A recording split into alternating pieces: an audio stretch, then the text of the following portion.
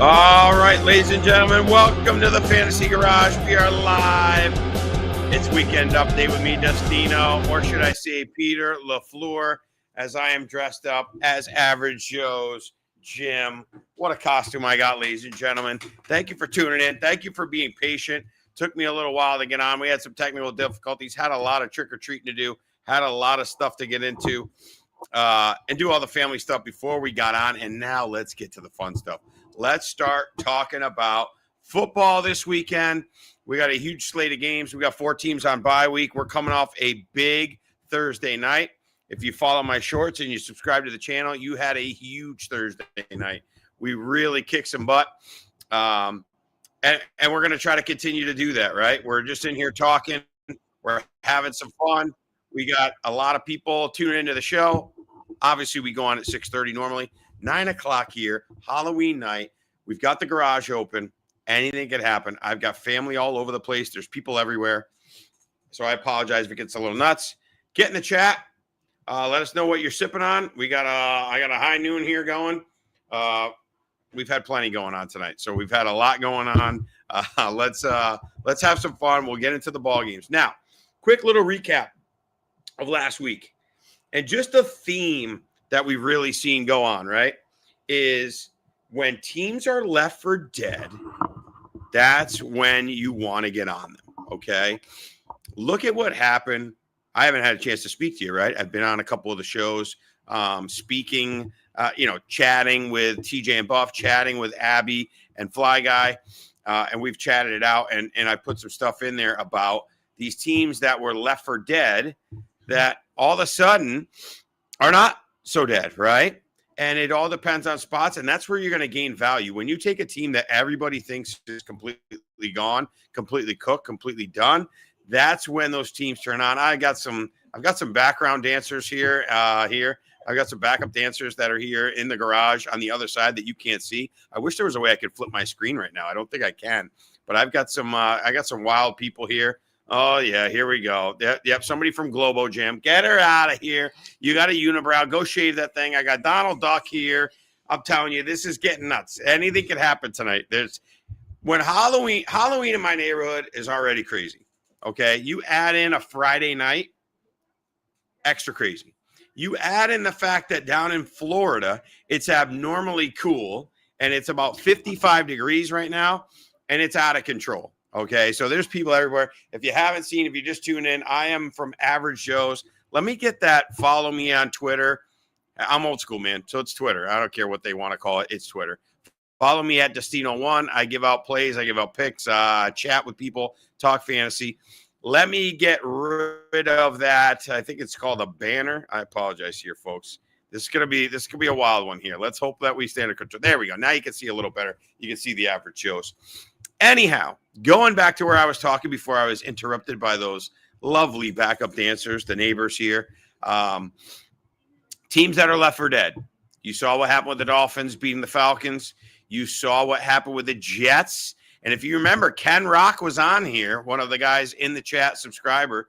We were talking about trying to find that second leg of the teaser last week. And he kept saying Bengals, Bengals, Bengals. And I kept pushing back a little bit because I could paint the picture that the Jets had a chance, right? Why? Because they were left for dead. Why? Because Justin Fields had nothing, everything to gain, right? Go for broke. Nothing to worry about. Just go out there and play ball to the best of your abilities. Let your talents happen. Run wild. And that's what he did. And I also don't like to say, hey, this team is a shoo-in to win when they have such an atrocious defense. Absolutely atrocious defense for the Bengals. And you saw what Justin Fields did. And kudos to that guy, man. Can you believe that? Literally, first of all, he's a man of God. He's big time into his faith. And then literally said he was in his closet after Woody Johnson's comments talking about how our quarterback can't complete a pass and can't do this, can't do that, was in his closet crying. Talk about sports uplifting, getting yourself up off the mat, getting into the ball game, and going ahead and letting your talent show. Could be a one-off, and with no receivers, by the way, no Garrett Wilson, okay, and a banged-up Breece Hall. Just Incredible. It's just a feel-good story, right? That's one of those stories. And Justin Fields may not go on to be a great quarterback, and he may never be the guy that we all wanted him to be or thought he could be. And potential of a first-round pick. But the fact that he was able to do what he did and win that ball game, tremendous. Kudos to him. We went 1-3 last week. We love the Broncos, and that was a blowout. The other games, we didn't do so well. Honestly, that Commanders game, I think I would take that 10 out of 10 times. Tied at the half, getting 12.5 points or 12. If you waited too late and you got it after and you weren't on the live stream, then you got it at 10.5. So even still, you're tied. I mean, you're going to win that game, 80% of the time. And again, get the sniffles. I think it's all the talking and then the cold weather and all that stuff gives me the sniffles. Maybe it's the high noons. Maybe I'm allergic to the high noons. Who knows? Anyhow, if you're here, it looks like we got a lot of eyeballs in here. Let us know what you're doing. Let us know what you're up to. Did you do a lot for trick-or-treating? Did you do a lot for Halloween? Did you just stay in? Did you just watch a movie and chill out? You watching the ball game? Actually, and I'm so out of touch because I've literally been passing out candy and I've been, doing all that other stuff since 5:30 p.m. I mean, these kids in this neighborhood were 5:30. They were walking around. I told them to come back at 6. Let's not get nuts. Come back at 6 o'clock because it's just out of control, like how crazy it was.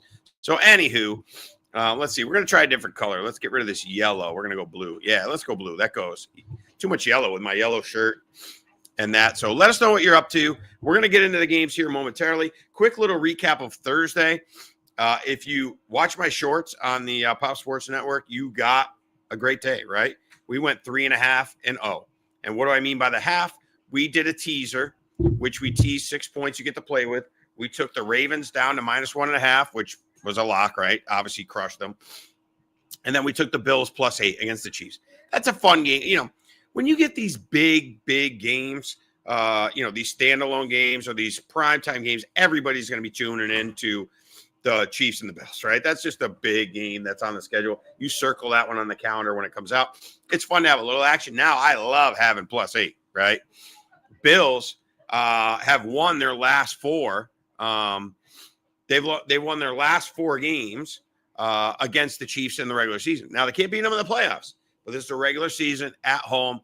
I like the Bills +2. I certainly like them +8.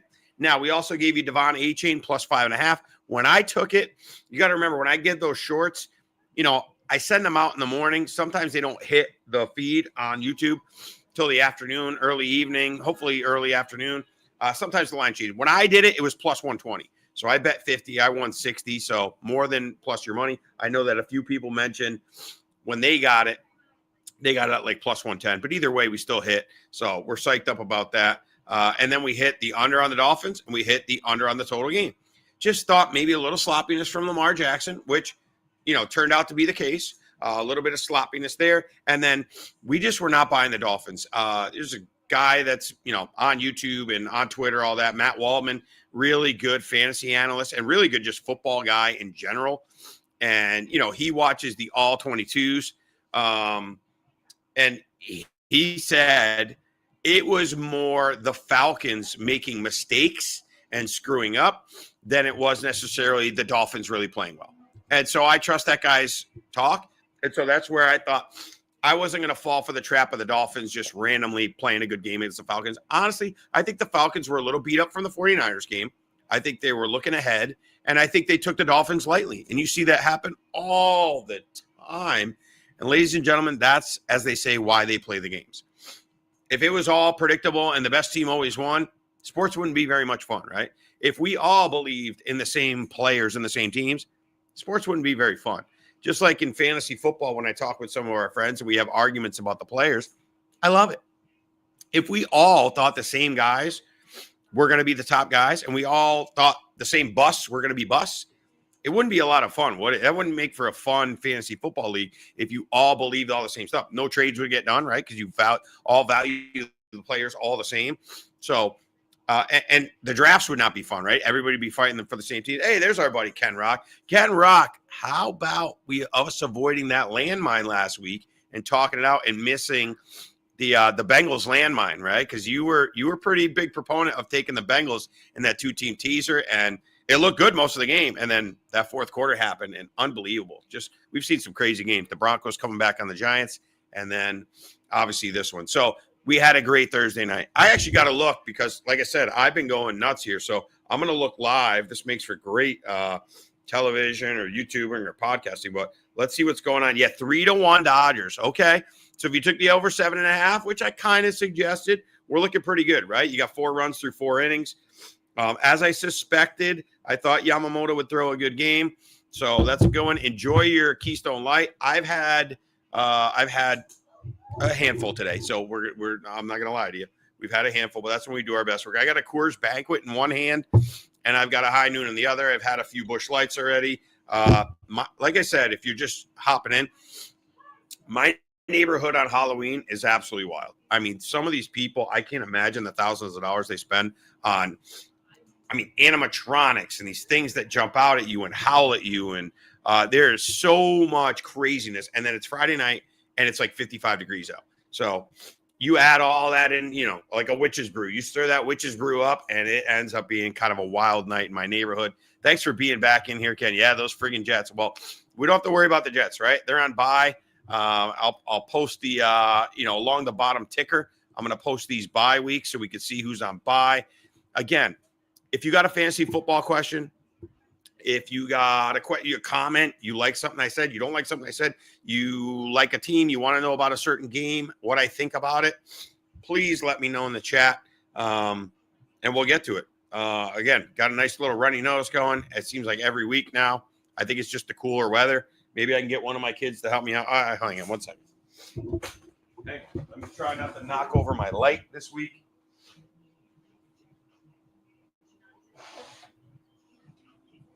All right. My apologies. Again, I'm a one-man band here. So you can see I got the average Joe's Gym. Peter LaFleur, that's me. If you could dodge a wrench, you could dodge a ball. Remember the 5 Ds of dodgeball: dodge, duck, dive, dip, and dodge. The only thing missing is a full moon. You're right. It's crazy here. It might even be a full moon here. But anyhow, welcome in. You're in the Fantasy Garage, and we're going to get going here with the show. Just thought I'd give us a little recap. And again, the theme of the year so far seems to be these teams that are left for dead. Not so fast, right, Lee Corso? Not so fast. All right, let's get into the ball games. We got a comment. I'm not sure who that is. Add somebody in Discord. I don't know Discord, but thank you. Enjoying the stream. Great energy. Following the channel. Thank you. My handle. Oh, we got some people out in the driveway. It's Dustino1 at Twitter. And then you can find us live on the Pop Sports Network. Pop Sports Network on YouTube. Hey, let's get some more. Hey, we got 974 subscribers. I need 26 more. Tell your friends, people. There's people still walking around. It's what, 9:25? We're out of candy. I brought 4 bags of candy. My mother-in-law brought 2 or 3 bags of candy. I mean, I was going into the pantry grabbing fruit snacks and stuff to throw them out there, mints and stuff, whatever I could throw. The kids just every year keeps getting bigger. The kids are coming in from other neighborhoods too, because it's just so nuts over here. So, anywho, we're going to have stuff that happens. It's Friday night. Nighttime's the right time. We got the high noons going. Ken's got some Keystone Light he says he has going. So, hey, enjoy, Ken. Balling on a budget, huh? No, just kidding. All right, so let's go back here. All right, let's start getting into the games. And before we get into the games, last week's show with the Godfather was absolutely tremendous. He came to us live from New Mexico. Appreciate him coming out there. Just to give you an update, his team had a good second day, but they were pretty far back. They finished middle of the pack, but just the fact that a team from Connecticut made it to the national finals, kudos to him. Now, we'll say our live stream, after we do these live streams, they go back up on the channel, right? They're up there. You can watch them tomorrow. You can watch them whenever, right? They kind of stay archived. Well, apparently, in the very beginning of my video last week, I listened to some music to fire me up to get going for the live stream, right? Tonight didn't need any extra help getting fired up. But I listened to I listened to some music to get pumped up. I had an instrumental playing of Joe Budden, Pump It Up, one of my favorite songs. Actually, it was played at my wedding when my wife and I came out, got introduced. And it got on the stream for 5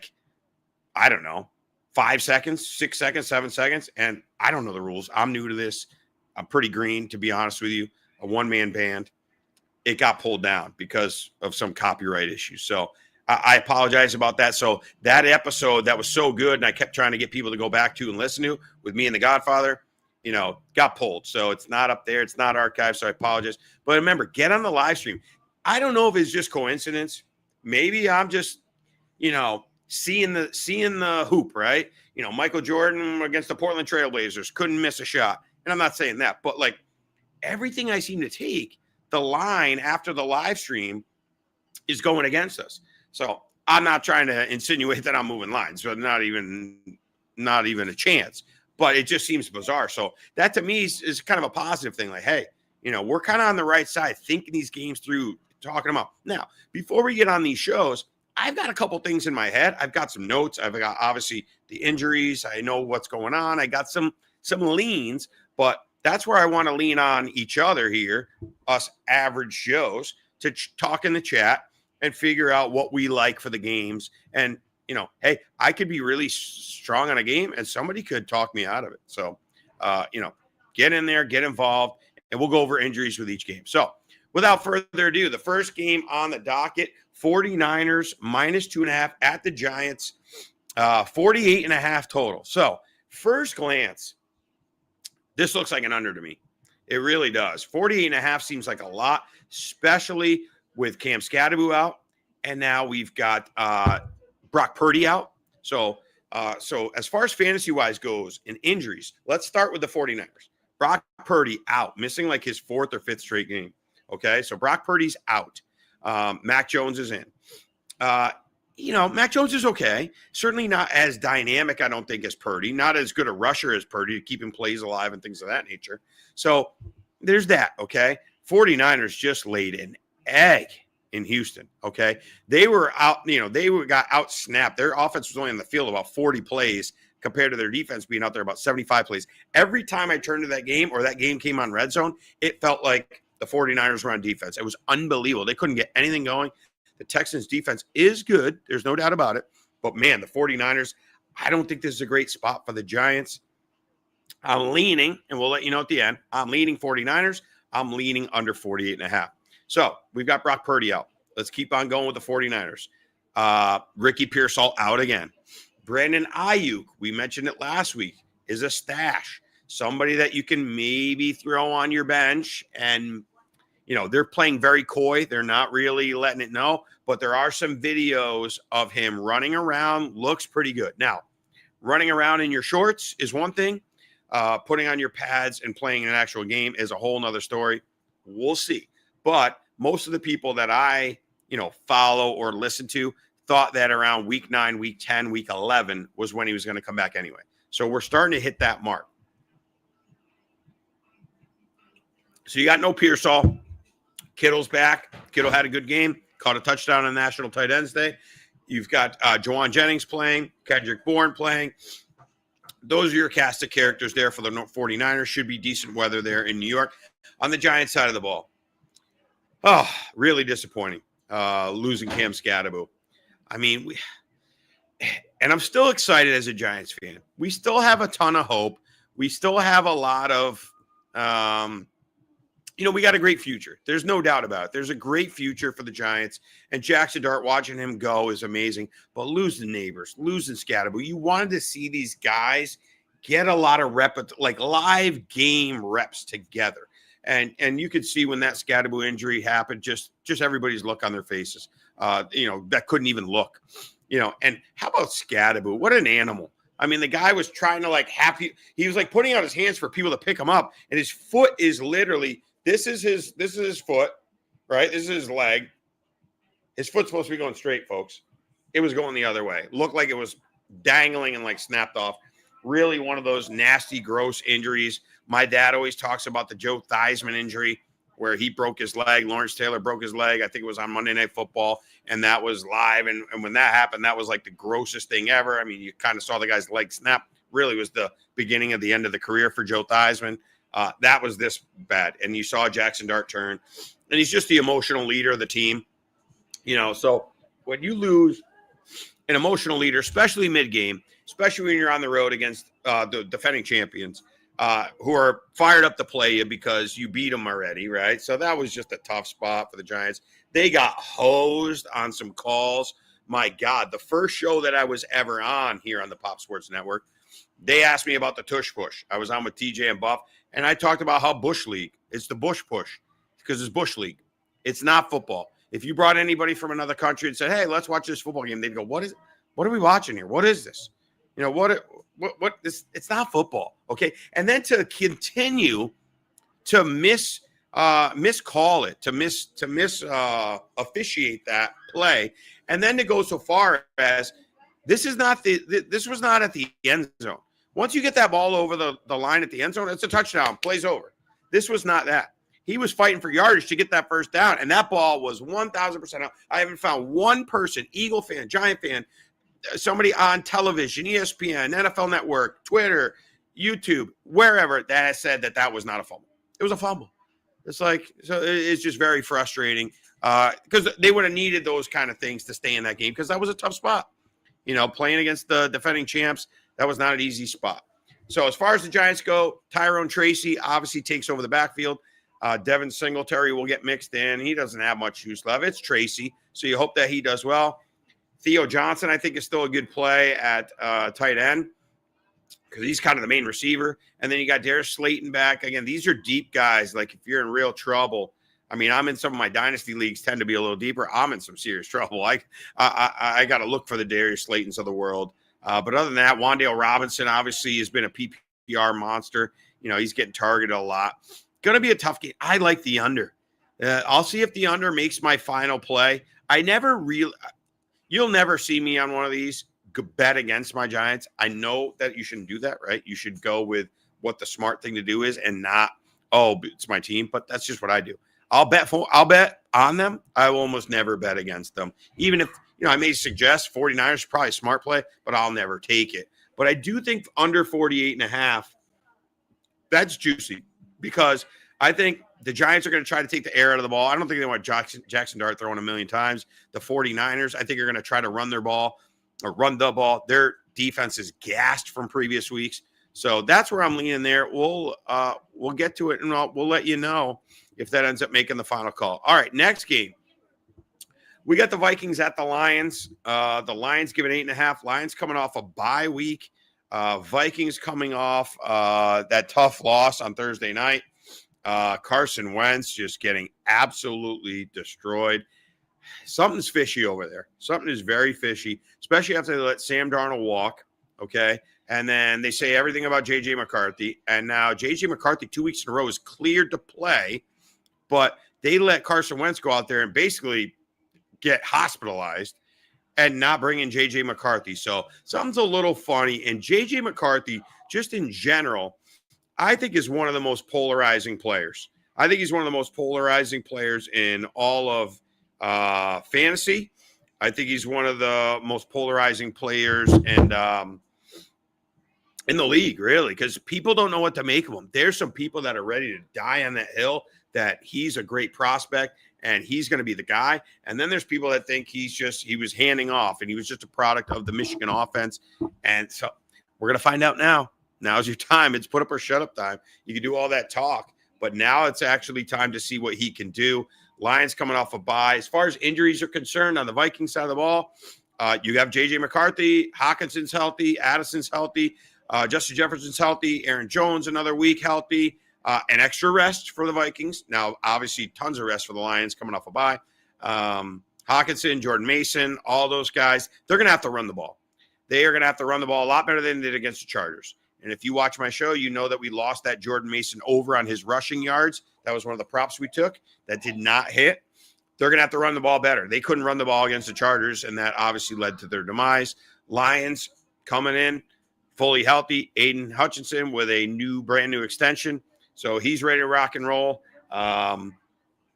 Just checking on some more injury stuff as far as they go. Nothing really on their side of the ball. Everybody's going to be playing. Jameson Williams, again, they claim – I've never been a Jameson Williams guy. I like guys who get targets. I know he's a deep play, and everybody's tantalized by that talent that he has, first-round pick. Oh, we're going to get Jameson Williams more involved. We're going to get him going. Oh, he's going to get the ball more. It never materializes. Now, when they're a big favorite and they play against a kind of crummy team, it does happen. He'll catch those bombs. Maybe this is the week, but good luck trying to guess. So those guys are tough. If you remember Tyler Lockett early in his career, now he eventually became more of a consistent player, but very early in Tyler Lockett's career, he was kind of that guy. He'd have 4 or 5 games a year where he just went nuts. You know, he'd catch 6 for 125 and 2 touchdowns. And then he'd have a bunch of 2 for 12s, 2 for 20s, 3 for 15. He was that deep play guy. That's what I'm seeing. Those are the vibes I get with Jameson. We'll see. They claimed during the bye they were trying to scheme things up.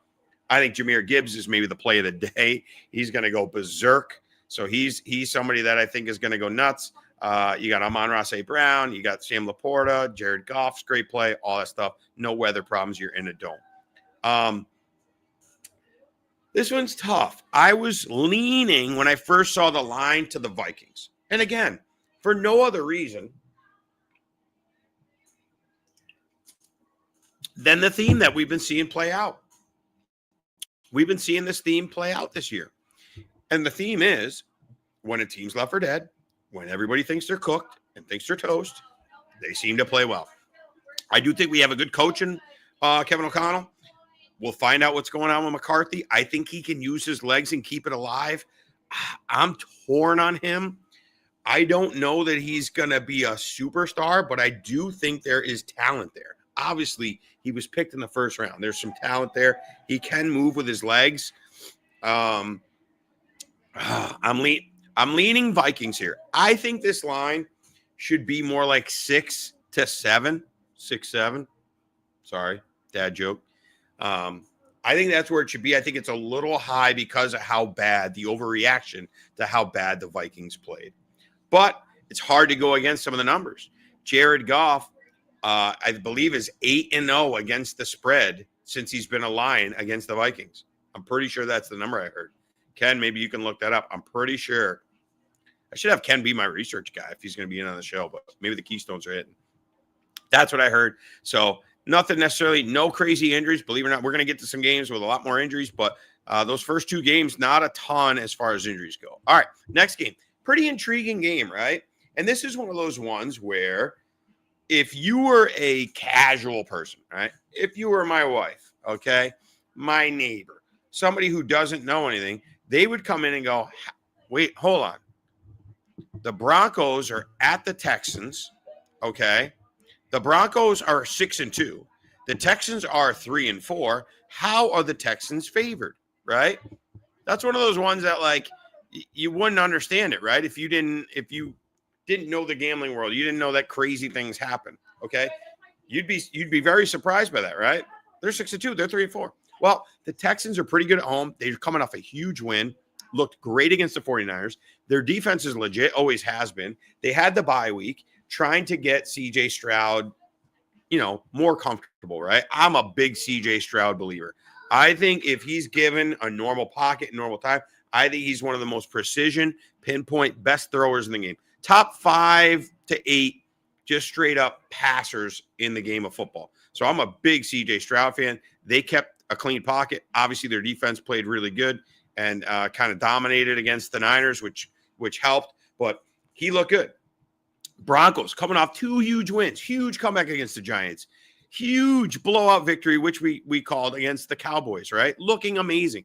Super Bowl contender, AFC favorite, AFC West leaders, right? 6-2. It's fishy. It's fishy. When something stinks, you got to be careful. I'm worried about this game.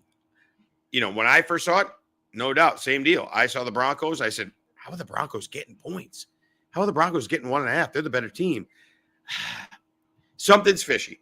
And when something's, just like anything in life, when something seems too good to be true, be very, very careful. So just be very careful with this, folks. My guess is a lot of money comes in on Broncos just because your casual fan, I got to take this headband off. The casual fan is going to see this and go, wow, 6-2, 3-4. I'm taking the Broncos. Now, Broncos side of the ball, no major injuries. I shouldn't say that. I apologize. There is a major injury, not a fantasy injury, but Patrick Surtain the all-world defensive player of the year corner is out. So maybe there's a pointer. He's probably worth a couple points, a point or two, right? Maybe it should be a pick 'em. Maybe that's the 1.5, right? Them factoring Surtain, because he's unbelievable, because he just locks down whatever side he's covered. And he went out early in the Cowboys game. He's going to miss a handful of weeks. I don't believe he went on IR, but he is going to miss a handful of weeks. So there's a factor.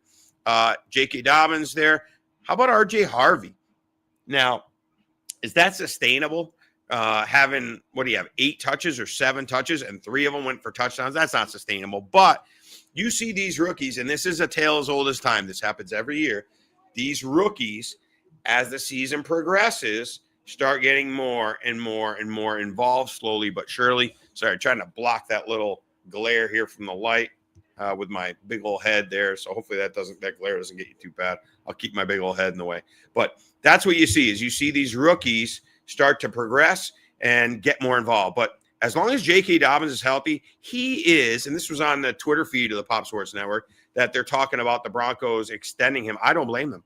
I think that I've always been a huge J.K. Dobbins fan, and when he's healthy, he's he's a top 12 back in the league. He's just that good. I think he's averaging 5.7 a carry. I mean, every time he's always around 5 yards a carry. He's unbelievable historically. It's just, can he hold up? Can he stay healthy through the entire season? And that's always the big question mark with J.K. Dobbins. Receivers, Cortland Sutton is healthy.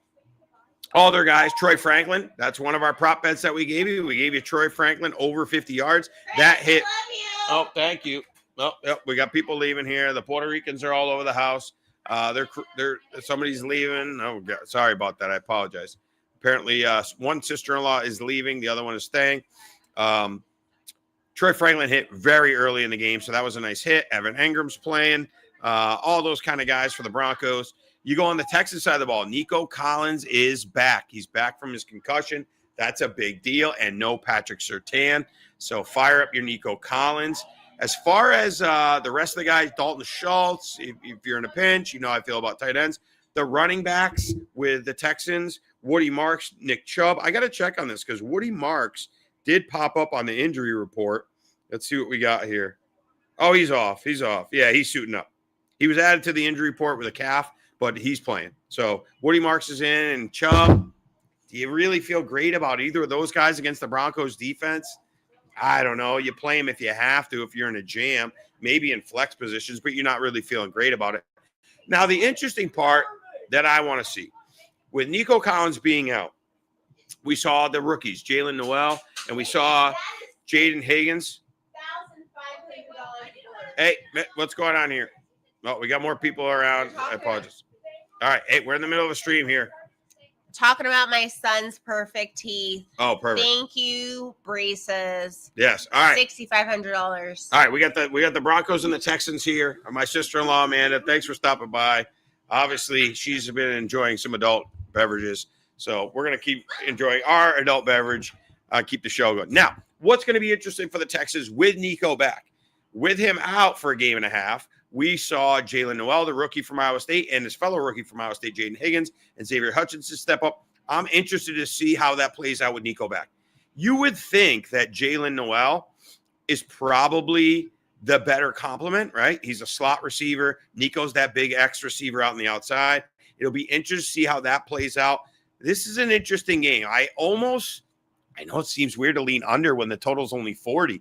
I kind of lean under here. I'm staying away from the game because, again, something just seems fishy. Something just stinks. I need Nico Collins back. So thank God Nico's back. I'm a big Nico Collins guy. He's definitely a Dustino, my guy. I have a ton of Nico Collins all over the place. All right, Panthers at Packers. Packers minus 13.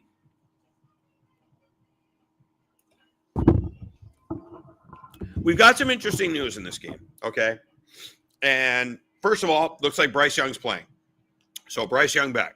Whether that's good, whether that's bad, I didn't know if that was good, but after watching what Andy Dalton did in his last game at home, I think it's a good thing that Bryce Young is back. We've talked about this on a couple of shows already this year, how the Panthers are a totally different team on the road than they are at home. They're lousy on the road. Aside from that one game over the Jets, take that with a grain of salt. They're just totally two different teams, and especially defensively.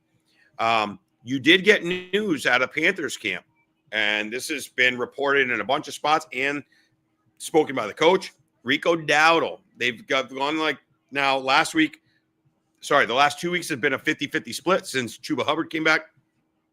And Rico Dowdle has outperformed him from an efficiency standpoint, closer to 5.5, 6 yards a carry. Rico Dowdle is going to get the lion's share of the work, so they say.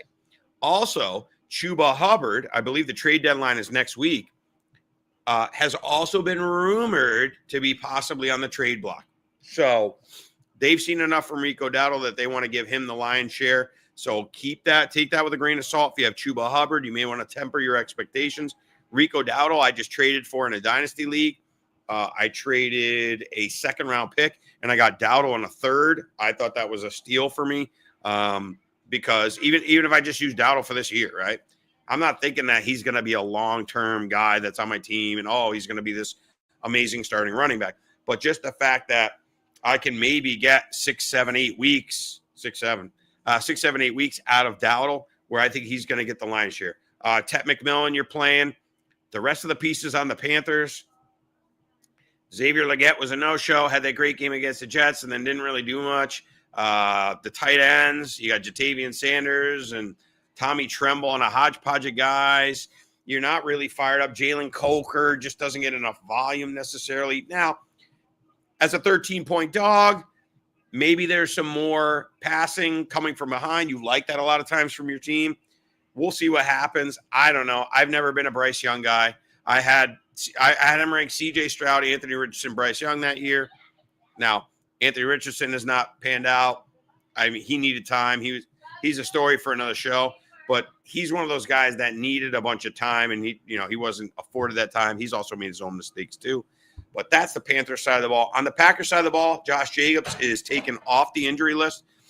We told you last week, if you have Josh Jacobs on your teams, you know what's going to happen. Every week he is going to be questionable. Every week he's going to have a calf or a muscle pull or whatever, a hamstring. Like, that's just Josh Jacobs. But he plays through it all. He's going to play no matter what.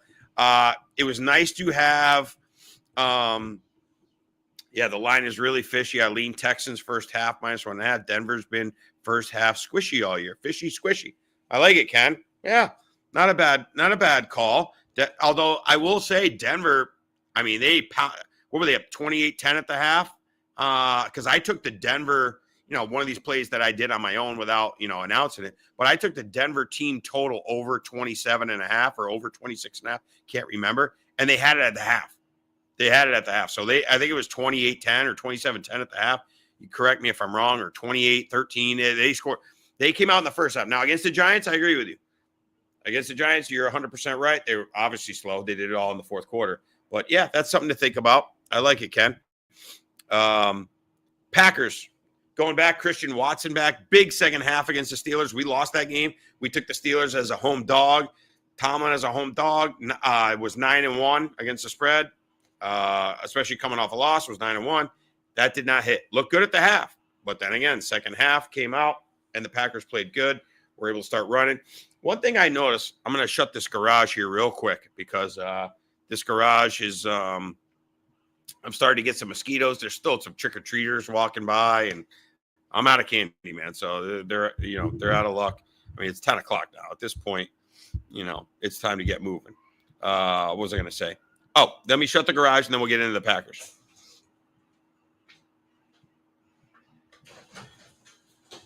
All right. Garage is closing up. We're closing up the fantasy garage. Now let's get cozy. Let's really button it up and snuggle up here and finish these picks. Okay, so Packers got Christian Watson back. Jaden Reed's still out. So you got Christian Watson, you've got Romeo Doubs, and you've got Matthew Golden. They're tough.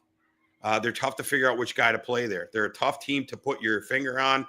So you don't know who to play in that. I mean, you play some of those guys, but you don't feel amazing about it, right? You're hoping for that home run ball to Christian Watson, and you're hoping that Golden starts slowly getting more, but he's not earning a ton of targets. They're a tough team. They spread the ball around. The guy you want is Tucker Kraft. Tucker Kraft has been phenomenal at tight end. He's been tremendous, and the Packers D has been good too. So that's a tough game. 13 is a lot of points. I lean Panthers just because you know me, I don't like to lay a ton of points. But right now, that's not a game that I'm super duper excited to play. It's not a game that I got no feeling there. I got nothing. I got no stat or nothing that I see. No like look ahead, no road or home or any kind of funky business. I think one thing. Oh, what I was going to say before I shut the garage. One thing I've been noticing is Josh Jacobs. Okay, a lot of first halves, he does not have a ton of yardage. 25 yards, 35 yards rushing. Low numbers in the first half.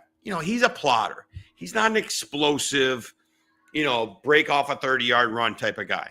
But what I've been seeing, and I've hit on this a couple times, is at halftime. Let's say he's got 25 yards at the half.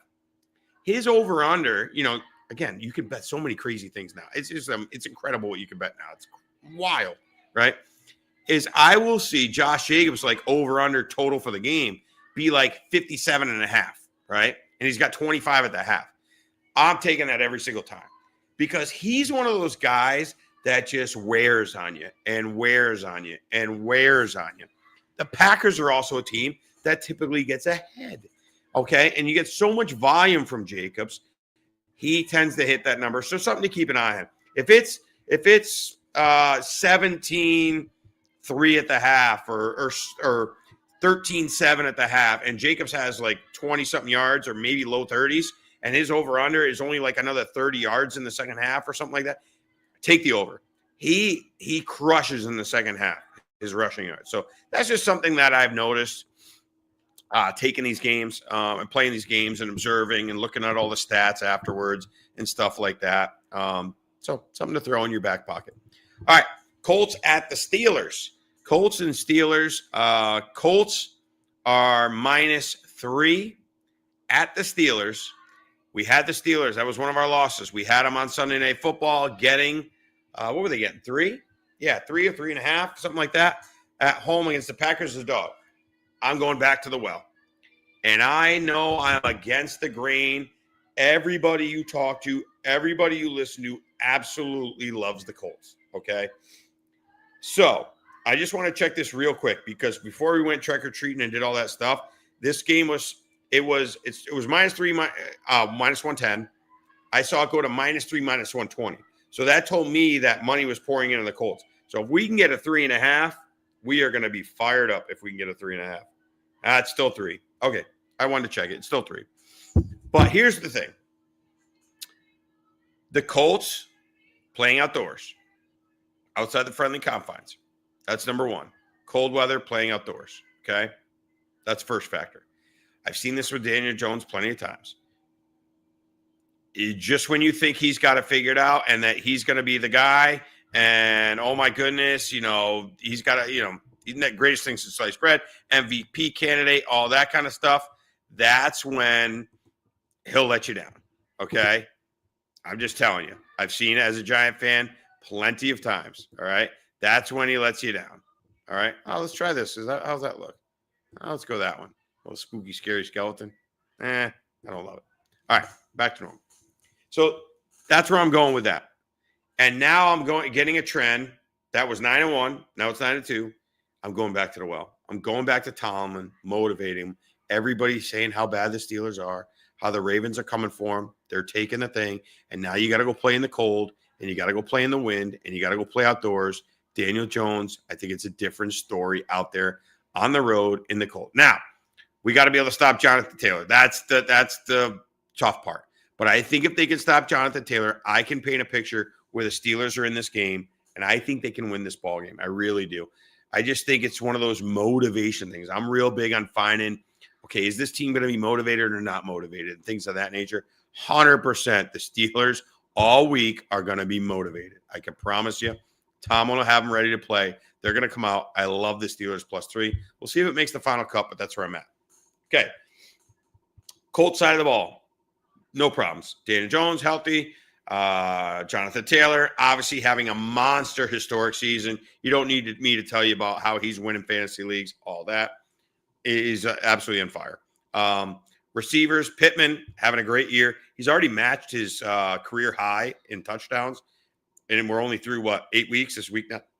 Week 9. So 6 touchdowns was his career high. He's already hit that, so he's having a great season. So props to Michael Pittman, somebody I always like. Guy played through like a broken back last year when he was playing for nothing, and that team really didn't have anything to play for. So that guy, he's a warrior. He's one of my favorite, guys to root for. Really like him. Alec Pierce, always good for a deep shot. A little different when he's on the grass. And that's the other thing, that sloppy track, right? Where you've had people talk about how bad, I know it's not Heinz Field anymore, whatever that field's called, that grass, they say it's awful. Maybe that's what you need to slow down Jonathan Taylor. If you're old enough like me and you remember way back in the day when Notre Dame played USC, and USC had Matt Leinart and Reggie Bush and all these guys, and they were the fastest team out, and Notre Dame let the grass grow at their field nice and high and nice and wet, and they soaked that field, and they let that grass grow. So it was sloppy, and it slowed down USC when they pulled off that upset, right? Or did they win? USC might have won that game, but whatever it was, they made it way closer than it should be. I don't remember. Somebody look that up while we're here.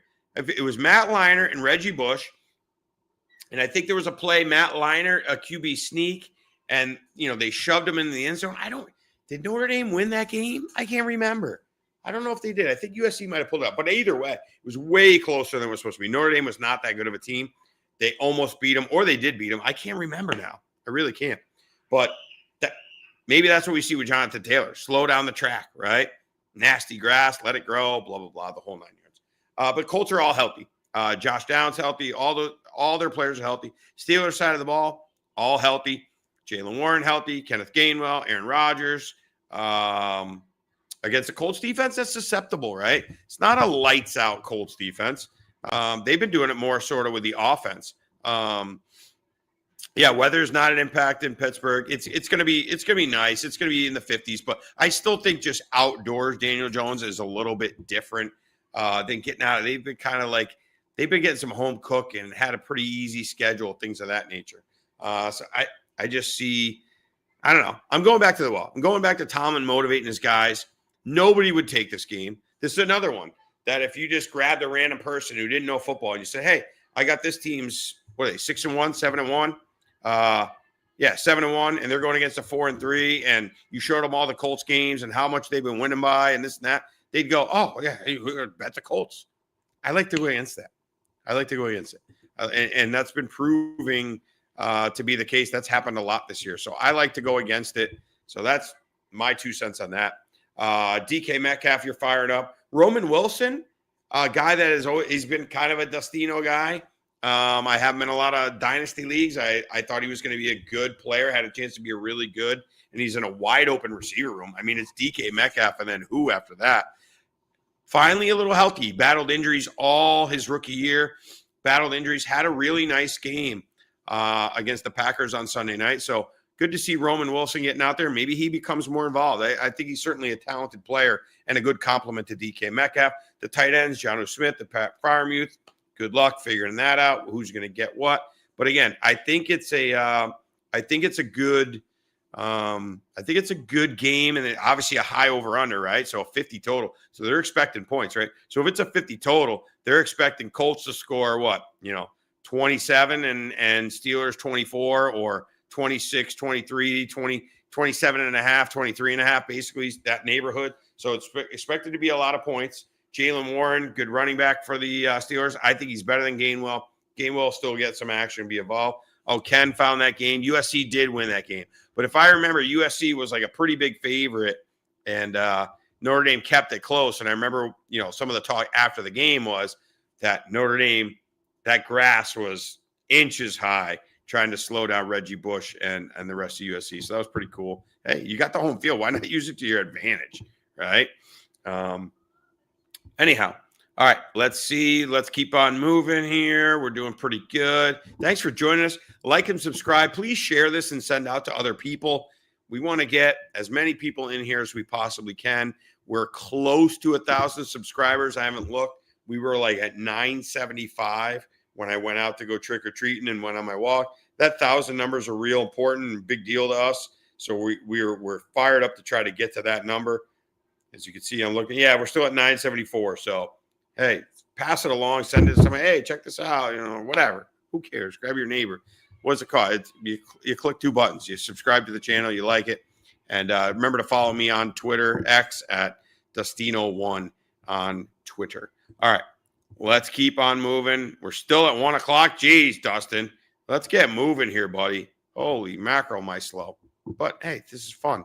What else we got to do? I could go in and be with all the crazy people that are still partying inside my house on Halloween. So happy Halloween, everybody. All right. Bears -2.5 at the Bengals. 2 teams coming off major disappointing games. Bears losing at the Ravens without Lamar Jackson. And it's 3-1. Still 3-1, Dodgers Blue Jays in the 7th inning. All right, just got that alert on my phone.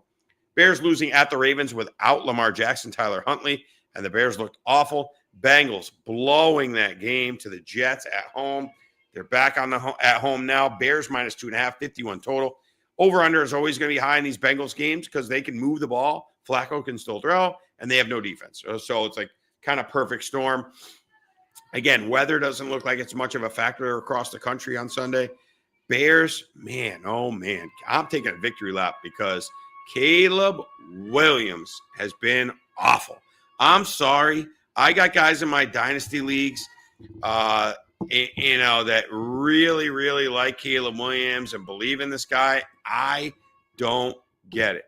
I do not get it whatsoever. I mean, the talent is certainly there. We had Jay Joseph from a Chicago Bears insider on a couple of weeks ago, and he was liking the progression, but he's taking 2 steps back. He just does not have any touch. I mean, a guy will be open 5 yards in front of him, and he throws it 100 miles an hour, and it bounces off of him, and it's like, have a little touch. You don't have to throw a 90-mile-an-hour fastball on every throw, man. And they're without DeAndre Swift, so no DeAndre Swift in this game. So make sure. We told you when Jay was on 2 weeks ago about Kyle Monangai. He was the backup 7th rounder out of Rutgers. He's looked good every time he's got a chance. He's going to get the bulk of the carries. Roshan Johnson's also out. So to be honest with you, I don't even know the backup running back. The backup running back for the Bears might be DJ Moore. They might throw him in the backfield and give him some carries. Luther Burden is also out. So you're going to have Odunze, DJ Moore, Colston Loveland, the tight end, the rookie, still waiting for him to pop off. It's like Caleb Williams, certainly his number one guy is Rome Odunze. He's been dialed in on Rome Odunze. That's his number one target. There's no doubt about it. He's the guy that Caleb wanted them to draft on draft night. If you remember, they took Caleb number 1 and Odunze, I believe, 109 or 110. I think it was 109. And they've got that connection. DJ Moore's going to get involved. I wouldn't be surprised if you see DJ Moore do a little bit of the Deebo Samuel deal, right? Get in the backfield, get some handoffs, get some pitches, things like that. I think he'll get heavily involved. Bengals side of the ball, Flacco, questionable. Sounds like he's going to play. He practiced in a limited fashion. He's got a shoulder thing. Chase Brown has been playing well. I'd play my Bengals. I'm fired. Jamar Chase, 42 targets the last 2 weeks. That's just insane. They're just peppering him. I'll be honest. If I had to take this game, I'm leaning Bengals. No DeAndre Swift. Bears something is not right with that team. Just really inconsistent. I don't know if I'm going to play this game. I think if I had to, I'd take the Bengals at home plus the points. But how do you trust that defense? And now I'm seeing, just got the alert on my phone, the pass rusher Henderson is not going to be playing. Trey Henderson. He's not playing. I'm staying away from this game. This game scares me. Two of the most inconsistent and sort of disappointing teams of the year. So I don't really know what to make of it. You're playing, obviously, all your guys on the Bengals. You're playing T. Higgins. You're playing Chase. You're playing Chase Brown. Who's having a little bounce back, Chase Brown, right? He probably one of the biggest busts in fantasy the first few weeks of the season was Chase Brown. But he's starting to bounce back a little. Of course, I trade him away, and then he starts playing well. I don't know what to do with this game. I don't know what to make of it. I'm staying away for the time being. All right. Falcons at the Patriots. Patriots -5. All right. Drake London is back for the Falcons. Michael Penix is back for the Falcons. Darnell Mooney will play. He's one of our few losses on the props. And that was the one I was probably the most confident of. Him getting to 50 yards with no Drake London and Kirk Cousins at the helm just didn't happen. Got 3 targets. I don't know if he had a catch. I think he might have got a goose egg. So not good there from Darnell Mooney. Bijan Robinson, a goose egg. Falcons, like I said earlier in the show when I was talking about the Dolphins, just laid an egg. Did not come out at all fired up, which, as we've talked about a handful of times, somebody left for dead, somebody disappoints you, look to play him the next week. We'll see if that becomes the case. Kyle Pitts was on the injury report, but he's okay. He's been cleared to play. So basically all your Falcons are ready to go. I want to check one thing. They were saying Tyler Algier was questionable. Not that he matters too much, but just, leads to obviously more volume for Bijan Robinson. I think you get a fired up, angry Bijan Robinson. He's playing. Okay, Tyler Algier's playing. So he'll get a handful of touches. But I like Bijan Robinson. Now, something interesting. Patriots have had an incredibly easy schedule, and they continue to have like the number 1 or 2 easiest schedule the rest of the way. So pretty wild how that's gone all year long. They've had a very easy schedule. Now, they have not allowed any single rusher to go over 50 yards yet. Isn't that crazy? That's wild. Now, they played against some pretty crummy teams, but James Cook, they held him. Handful of other guys, they've held them. So that Patriots defense is actually the number 2 rush defense in the NFL. So something that you probably didn't think of, but Mike Vrabel, good coach. Drake May's playing out of his mind. Now, interesting. Ramondre Stevenson injured. And probably my biggest, flag plant of the rookie season. In these dynasty leagues, I've explained to you how when the new rookies come in, you'd make your draft. Probably the guy that I stamped my flag on and really believed in the most, or liked the talent, thought the fit for the NFL was going to be great, was Travion Henderson. And he's been very disappointing so far. If it doesn't happen this week, it may never happen, ladies and gentlemen. But no Ramondre Stevenson. Falcons defense is very sketchy, although I think they'll come out fired up, again, because they disappointed. Raheem Morris is not going to stand for, that's 2 losses in a row.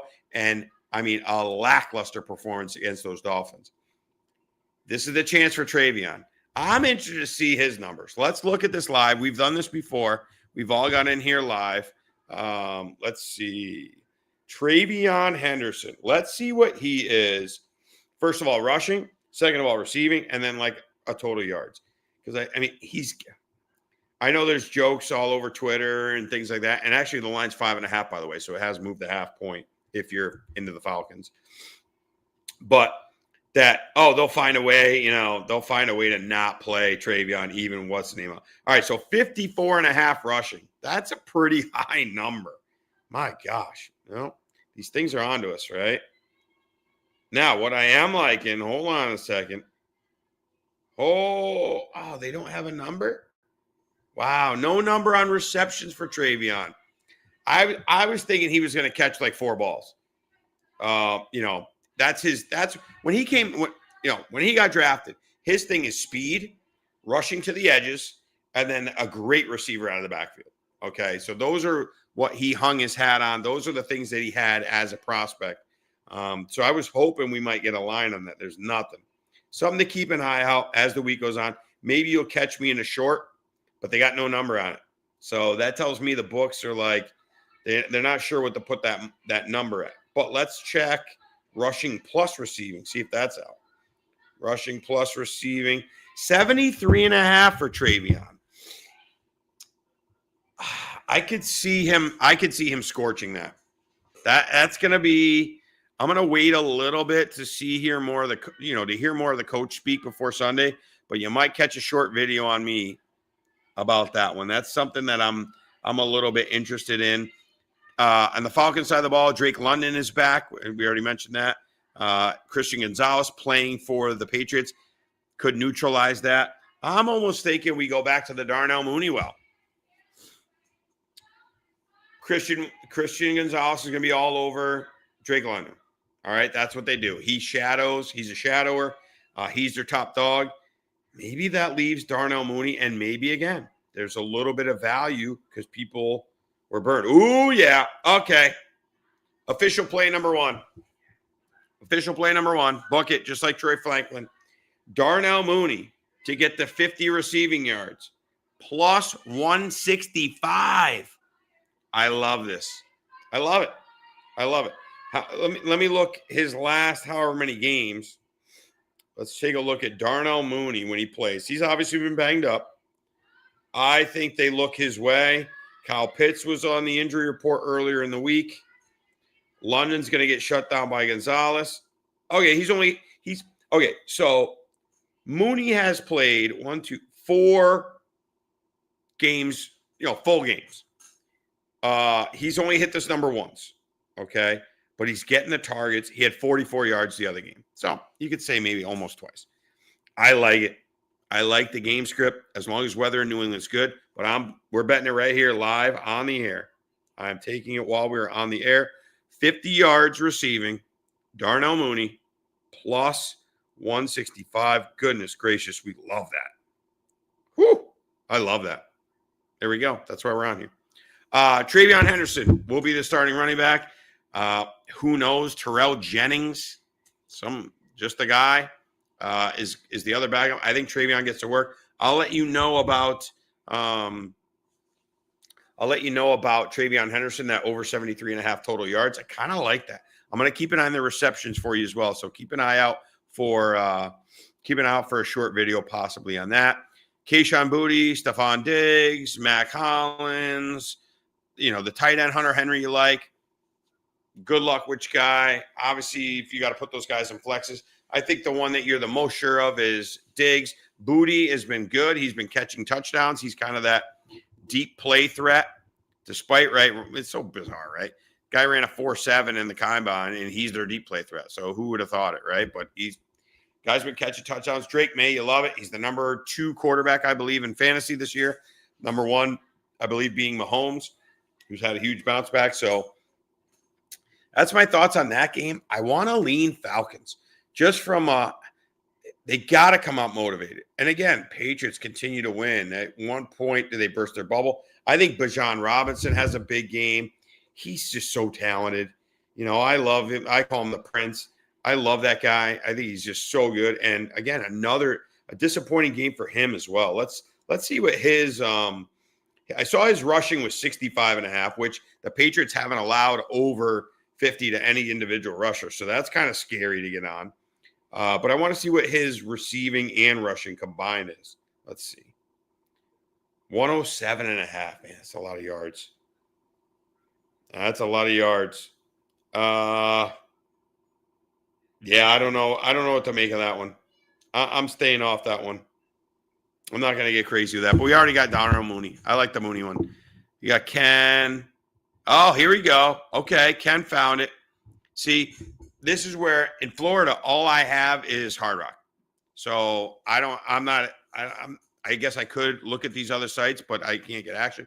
4+. So Ken, if he gets the 4, is it plus 184, or he's got to get the 5?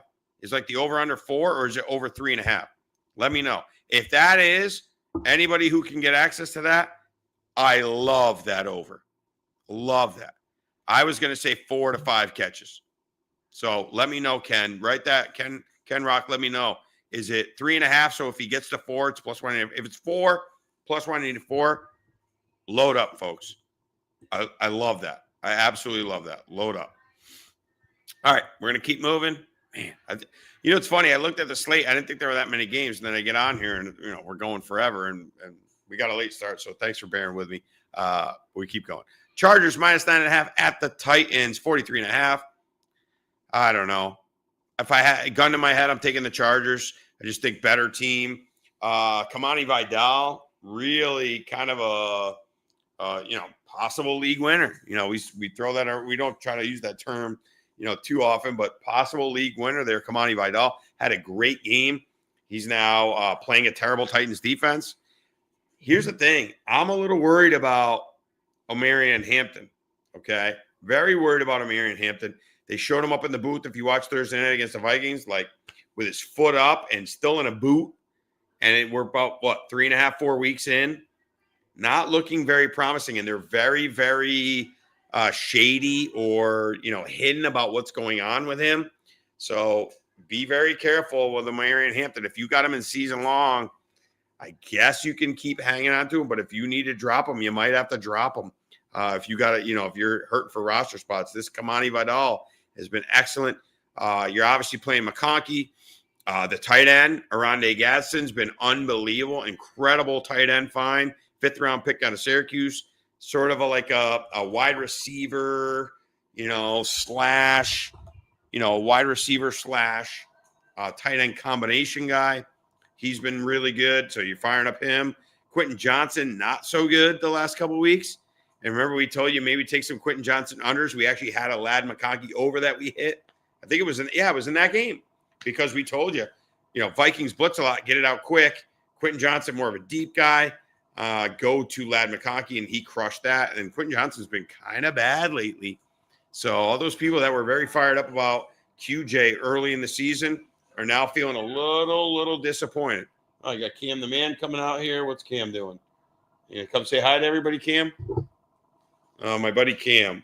Cam was dressed up tonight. This is like the Super Bowl for kids, right?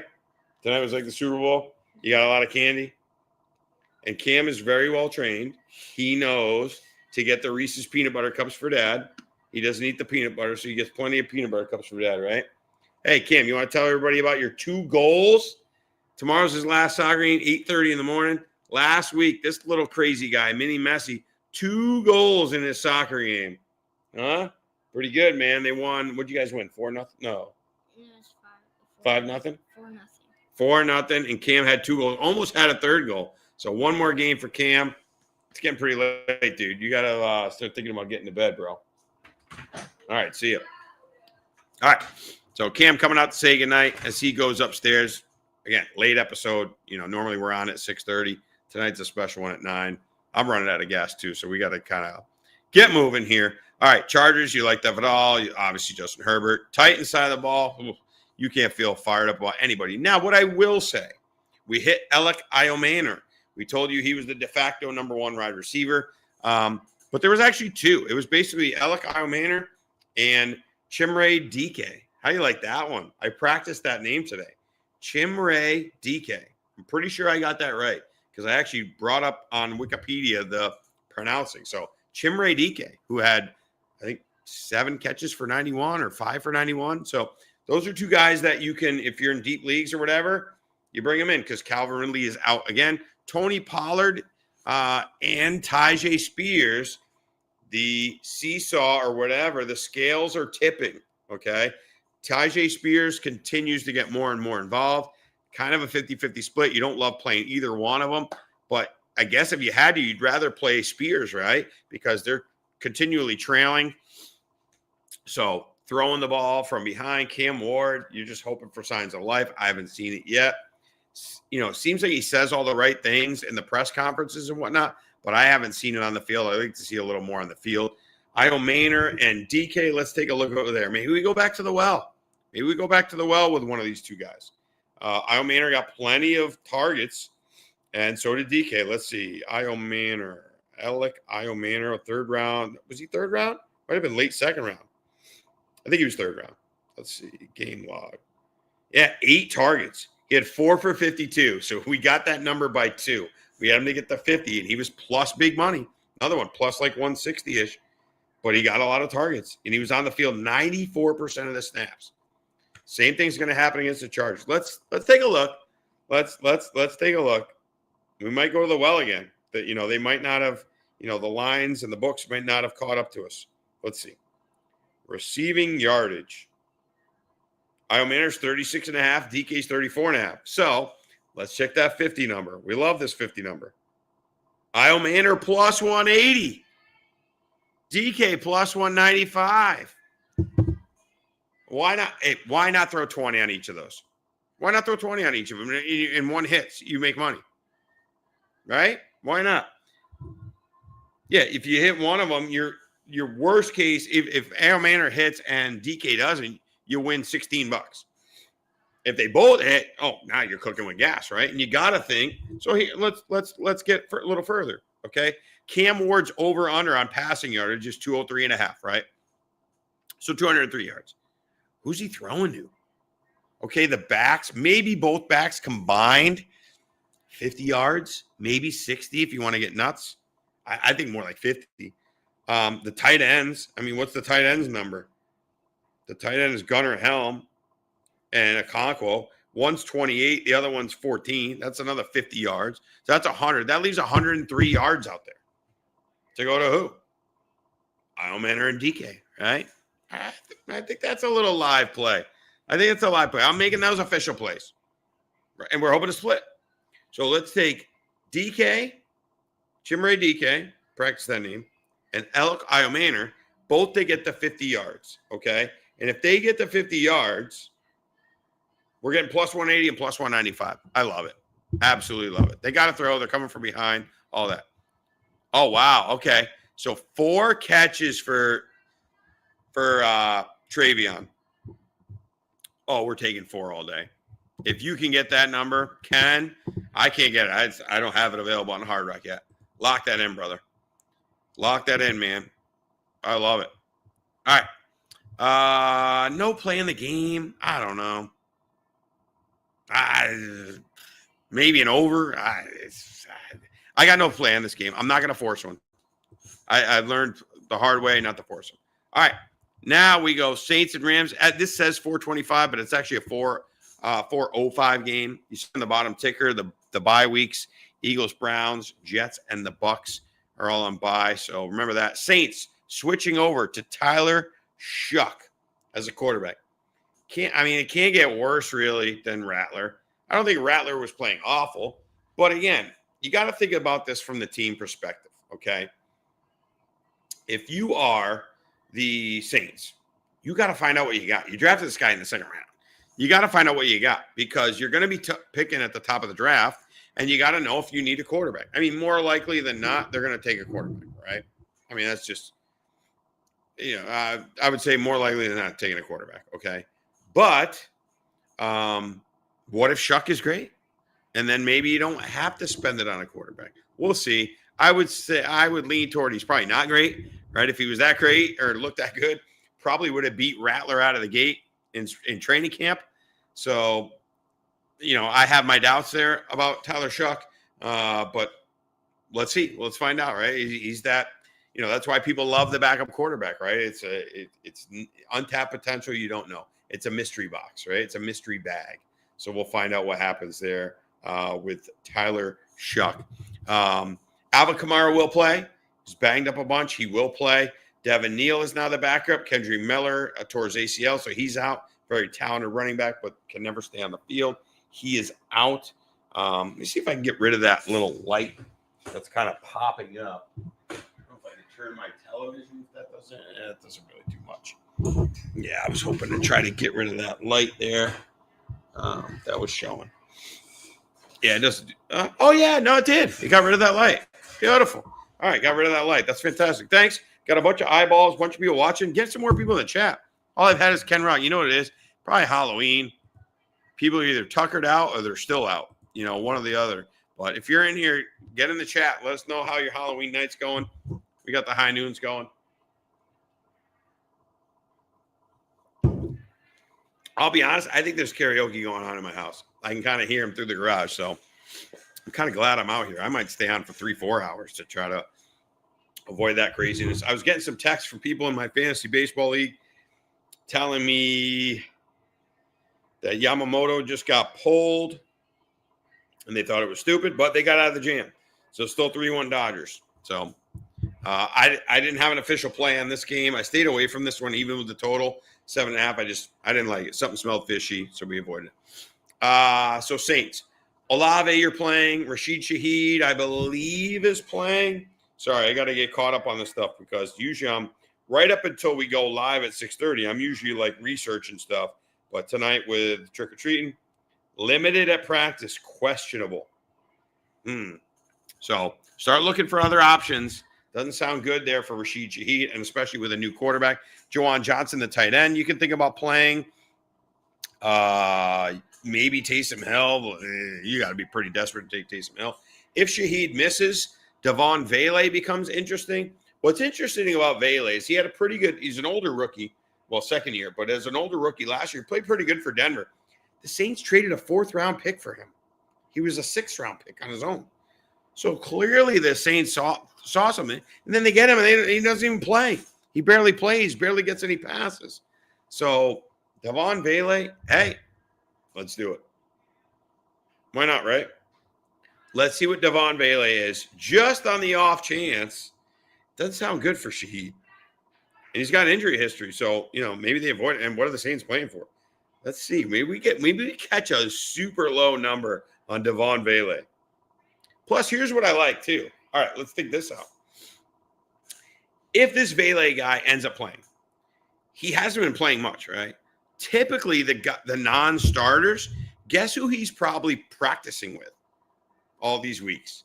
He's probably practicing with Tyler Shuck, right? Rattler's out there with Shaheed and with Juwan Johnson and with Chris Olave. Shuck and Vele over there practicing. This could be a sneaky one. Let's see.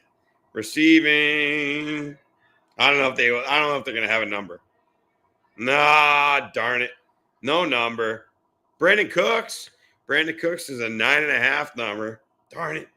I thought we might catch lightning in a bottle there. I thought we might catch something. Nah, nothing there. Puka Nacua, return of Puka Nacua on the Rams side of the ball. We've talked about the Rams many times. We love them because they're just consolidated. Puka, Devontae, Kyron. Puka, Devontae, Kyron, Devontae, Puka. That's what they do. Those are who you're playing. Tight end wise, I have a lot of shares of Terrence Ferguson. He's a rookie out of Oregon that they drafted in the 2nd or 3rd round. Pretty talented. He's a guy to just keep an eye on. He's been getting a little more involved. He's been getting some targets, things like that. Just saw his over-under is at 8.5 yards. I mean, that's basically one catch. Something to think about. He's a guy, put on your watch list. I mean, 93.5 for Puka in his first game back. That's a high number. I'm not going there. I just want to look at Shuck. Shuck's 191.5 his passing yards. Not touching it. 14 points is a lot. 43.5. I got nothing. I got no feeling on this game. Just being honest. All right, now interesting game. Jaguars against the Raiders. Jaguars -2.5 at the Raiders. Coming off bye for the Jags.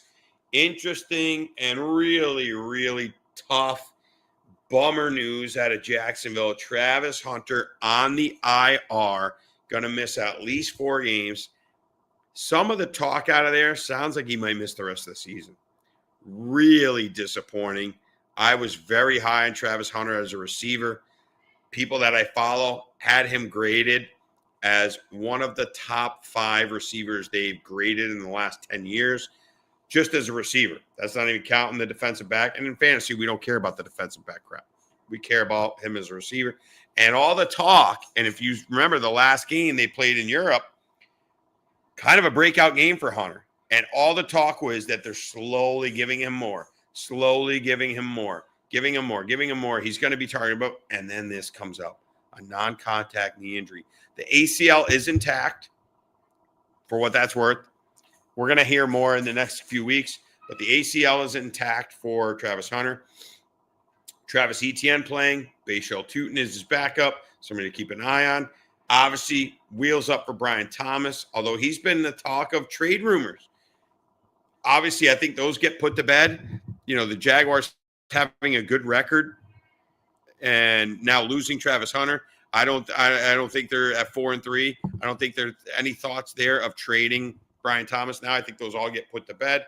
Trevor Lawrence, obviously a very frustrating quarterback for fantasy.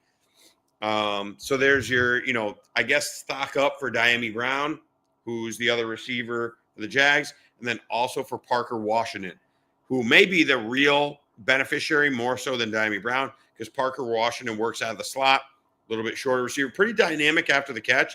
He's flashed a little bit. He's had some good games. So if you're in a deep fantasy league or someone you want to stash, Parker Washington, I like him a little more than I like Diami Brown, but both those guys are guys to be interested in. At tight end for the Jags with Brenton Strange out for the year. Hunter Long is the guy that I guess was starting for them. He didn't really do a whole heck of a lot. I think this Parker Washington is probably the biggest beneficiary of Travis Hunter going down, and then obviously Brian Thomas, right?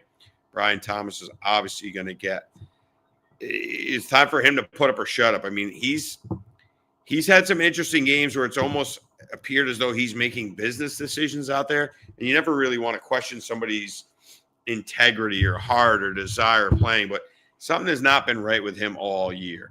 And now it's time to show up, man. Time to put up or shut up.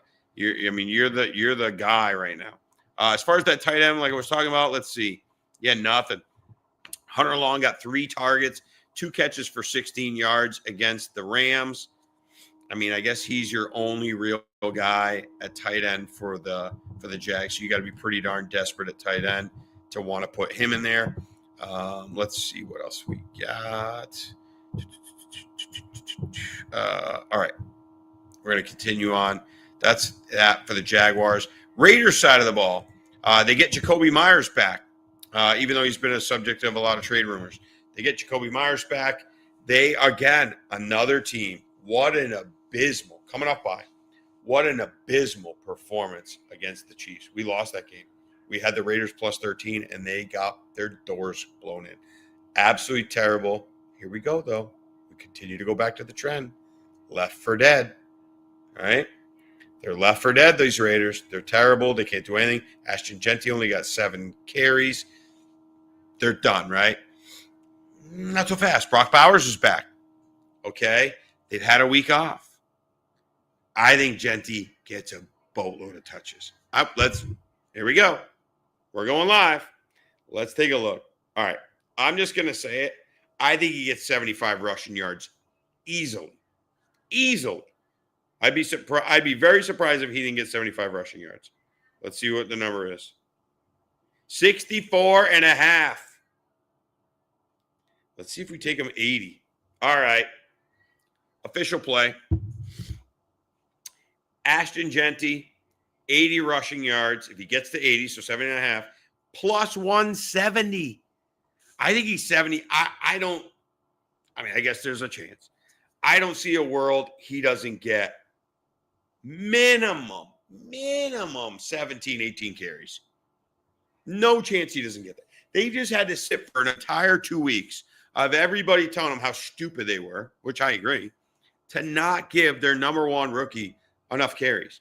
And now they face a Jaguars team who gets beat against the run. I mean, they're middle of the pack against the run. They're not anything special. They're not anything bad. I love it. I love it. And it's not like it's some kind of game where they're going to fall behind like the Chiefs and fall behind by 20 points, 30 points, and abandon the run and all that. I love this Ashton Genty. I'm taking it right here while we're on air. Ashton Genty to get to 70, to get to 80, plus 170. Let's go. What's his carries number? Does it give me a carries number? Ashton Genty rush attempts. I mean, it's basically 17 and a half, like I said. So by those numbers, let's say he gets to 18, 36. Yeah, I mean, he'd have 4.5. He's got to average 4.5 yards a carry. Oh, no, sorry. He'd have to average 4.5, a little over 4.5 a carry for him to get to that 80 number. I love it. I love that. Man, I come into these with a little idea of things I like, and then it's just wild. Like, you start talking about it, and I'm basically talking out loud. This is like, I was joking with somebody the other day about the show, and I said, it's almost like therapy because I'm able to, like, express my thoughts and talk to people, even though I'm not, I wish there was some more interaction, but I get it. It's Halloween. We'll get back on schedule next week with the 6:30 show, and hopefully get some more people in here. And I wasn't able to, like, the hour leading up to the show tonight, I was out trick-or-treating, running around, wrangling kids and going to haunted houses and doing this, doing that, usually to kind of like send this out and get more people, try to get more people involved in the chat. And I get it. It's Halloween. Everybody's very busy and has a lot going on. So I have an idea of like kind of what I'm thinking, some leans. Then I start talking this out with myself and then with some of you in here. And it's amazing how these plays come out. And we end up starting to really fall in love with some stuff. So there you have it. I love the Ashton Genty. I kind of like the Raiders. This is one of those games that I think you look up and you go, Raiders won this 24-17. Or Raiders won this 24-21. And you can't believe it.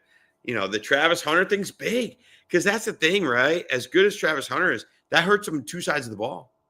So when he's on and he's playing, it helps you on both sides of the ball. He's out and he's a big part of your plans. That hurts you on both sides of the ball, right? And the Raiders got to hear all day about how bad they are and or for 2 weeks, how much they stink and sitting at home. And then it's a home game. And you've got Max Crosby will play. That's a huge deal. If he's out, then we don't even sniff the Raiders. But with him being out, that's something we think about. You know, that we would, with him being in, we're going to think about it, you know.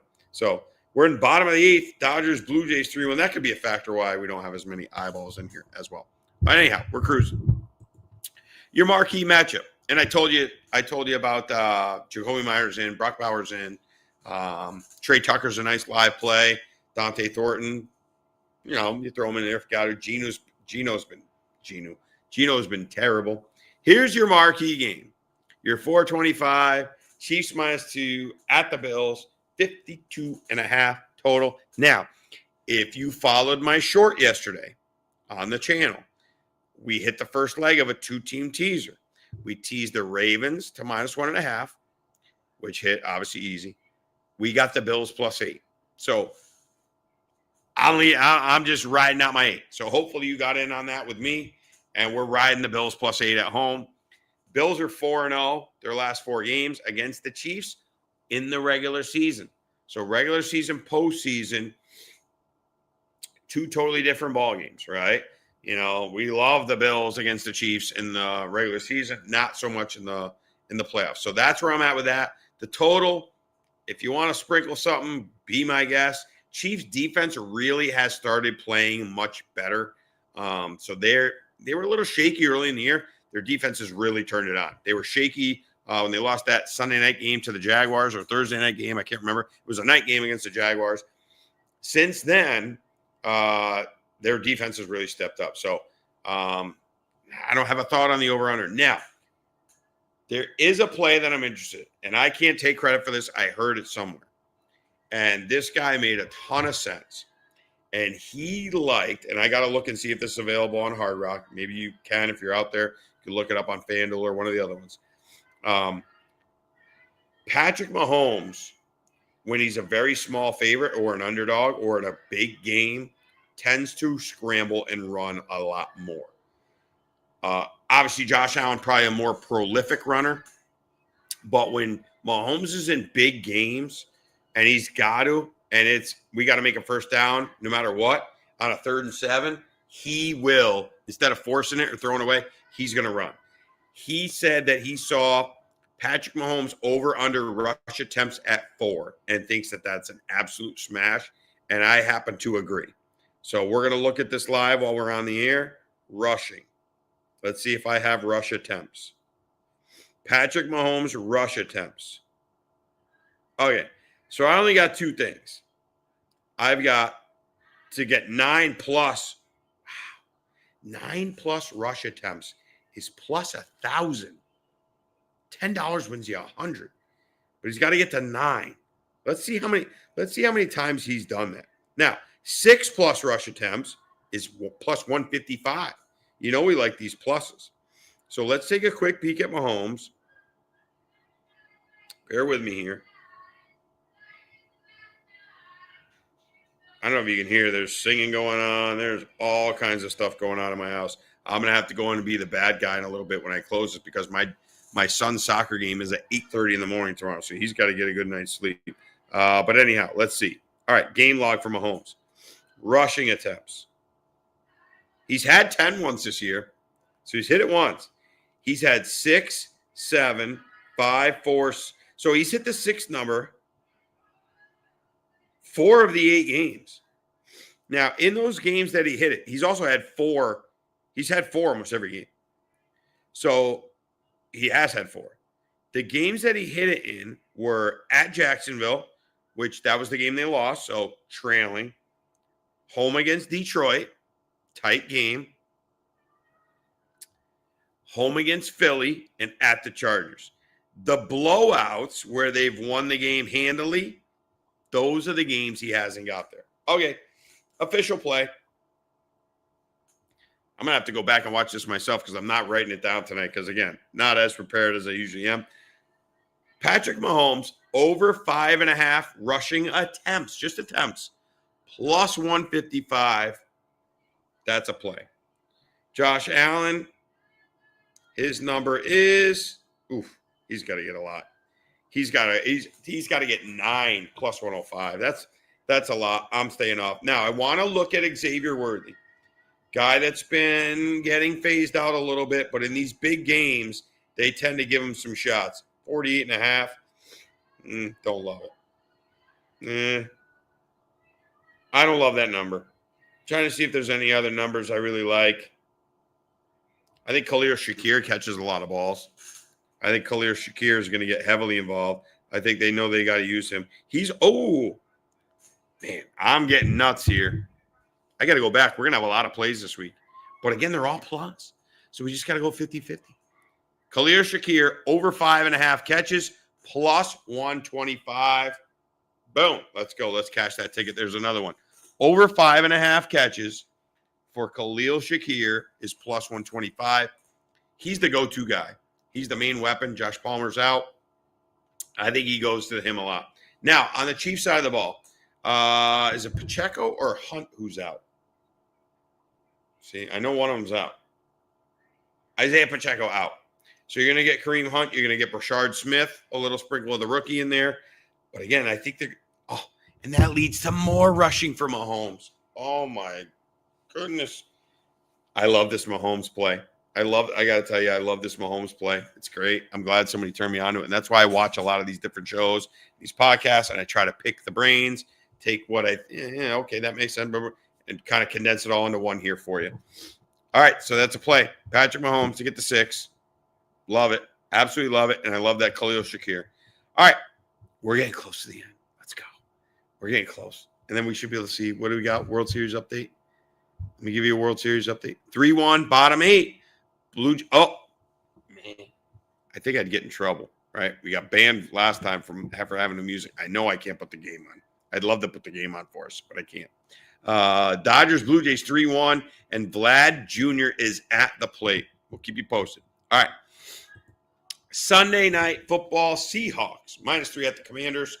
Commanders lost for me. Jaden Daniels will play.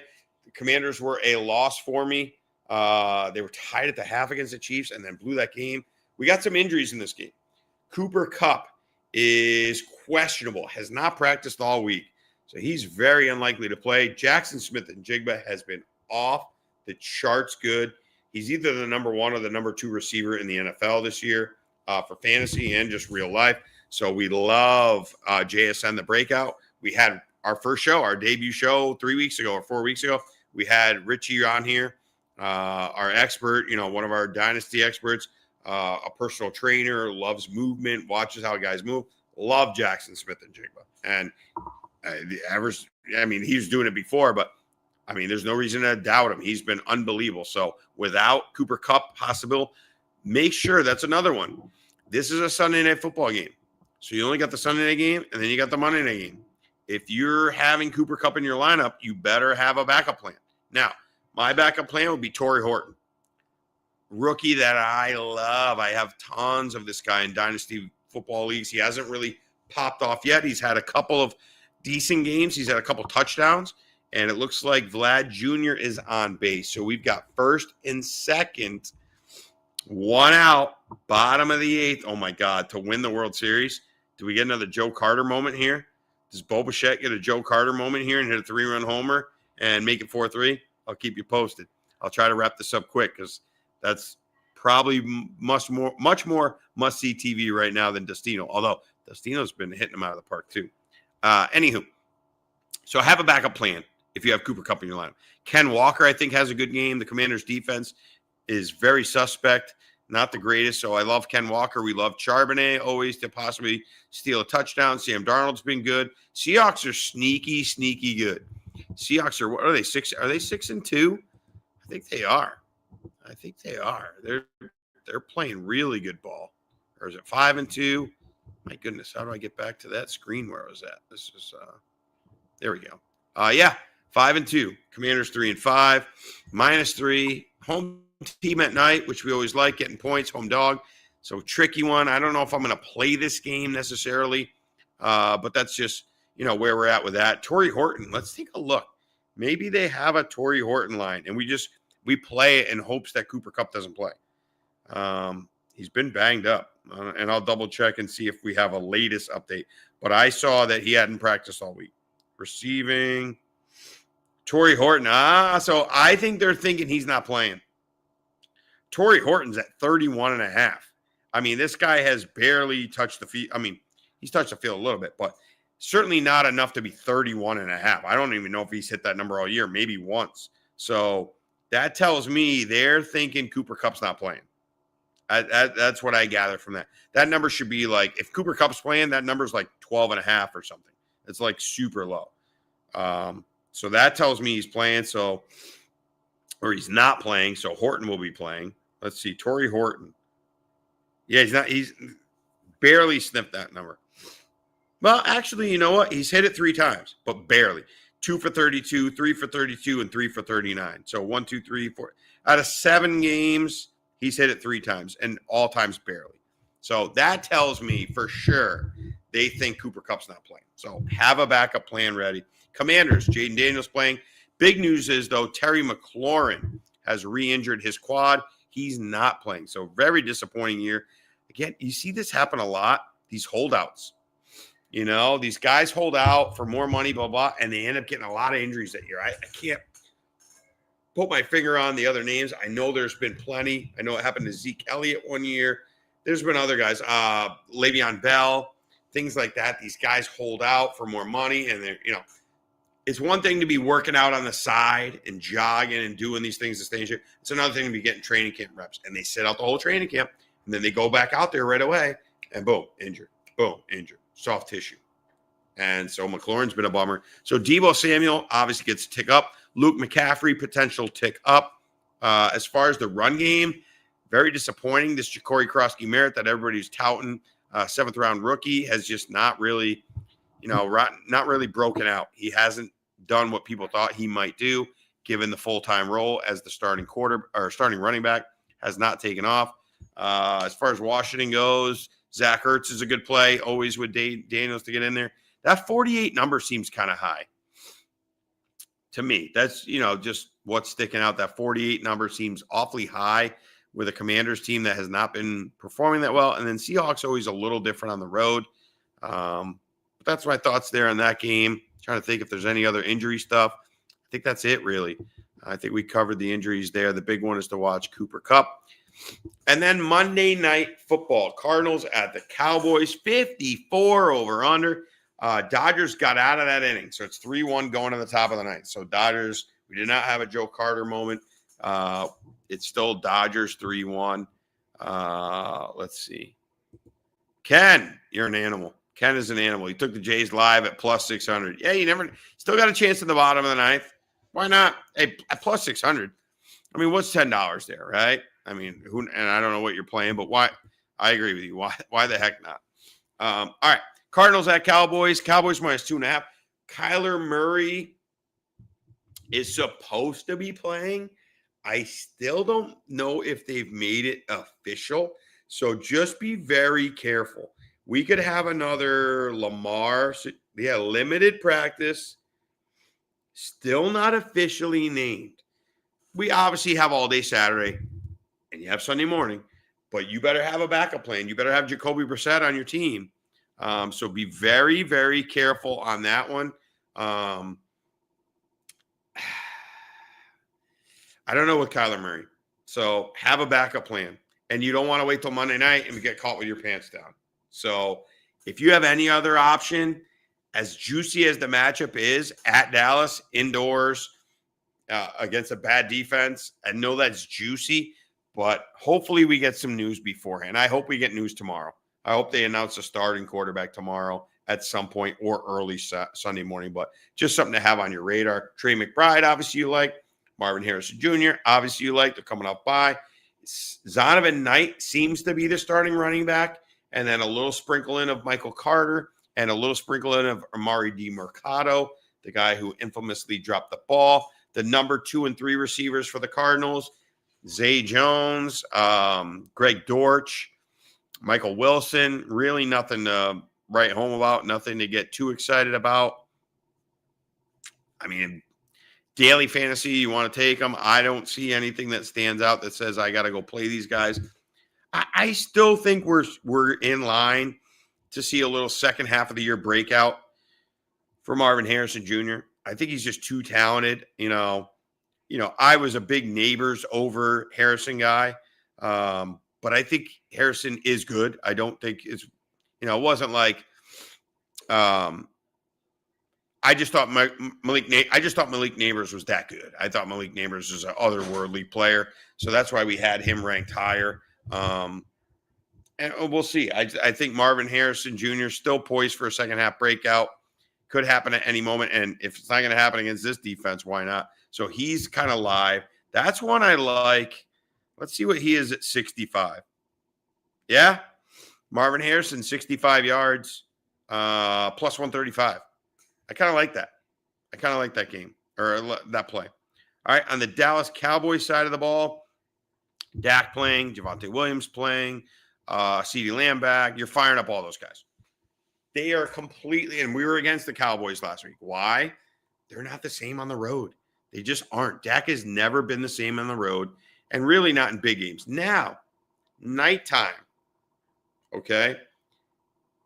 Home game against a lesser opponent, Dak is pretty dang good. I'll give credit where credit is due. He's pretty dang good. Another consolidated offense. Javonte Williams running the ball, Ferguson, Lamb, Pickens. Boom, boom, boom, boom. You fire up all those guys, and you're very happy about it.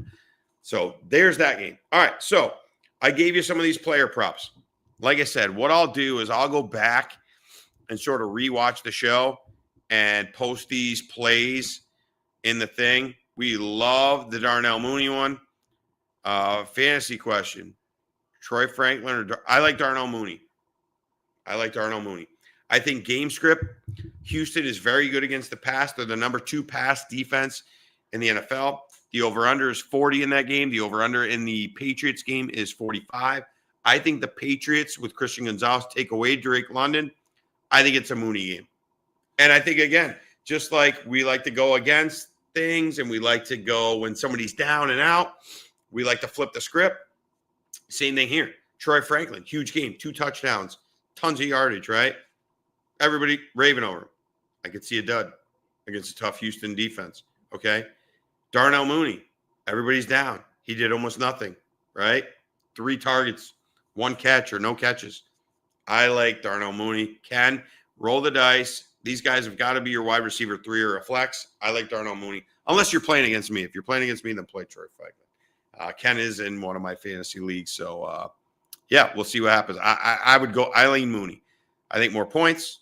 I think he's going to get more targets, and they're not too dissimilar, but I like Mooney. I think Mooney bounces back. I think Mooney has a good game, and obviously that was one of our best bets. We got Mooney to get to that 50-yard number, which we love. JSN plus 220 over 8.5 seems like you're kind of yeah. I don't mind that. 9 catches is an awful lot. That's why I lean yardage a lot of times. 9 catches is a ton. If Cup's out though, I could see it. I just wonder if they don't get into a positive game script and run the ball a little more. But that's certain. Let me see what it is. And I know you've been talking. You've been in the chat, and you seem to have FanDuel. So let me see what that is on my Hard Rock here. Player props, receptions.